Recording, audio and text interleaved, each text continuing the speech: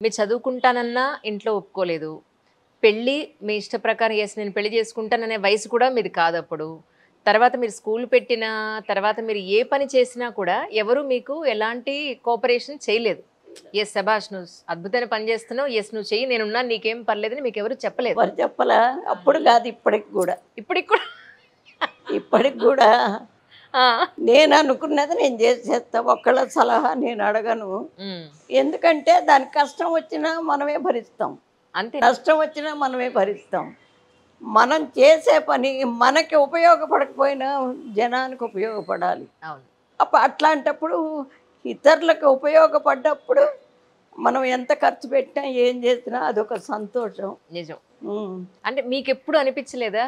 ఆడపిల్లని కాబట్టి నన్నిలా తొక్కేస్తున్నారు, నాకు ఫ్రీడమ్ లేదు అని మీలో ఒకలాంటి రివెంజ్ అసలు ఎప్పుడు లేదు. ఆ! సమయం ఎప్పుడు దొరుకుతుందా ఆ పని చేసుకుందాం, ఈ పని చేసుకుందాం అని అదే ఆలోచించేదాన్ని. సమయం ఎప్పుడు దొరుకుతుంది? ఇప్పుడు పెళ్ళికెళ్తారు ఆయన. అప్పుడు 3 రోజులో, 4 రోజులో ఉంటుంది. కావాలని నేను రాను పెళ్ళికి అని ఏదో చెప్పి, పిల్లలున్నారని వంకబెట్టి, ఆ 4, 5 రోజుల్లో ఏదో నాకు కావాల్సిన పని చకచక చేసేసుకునేదాన్ని.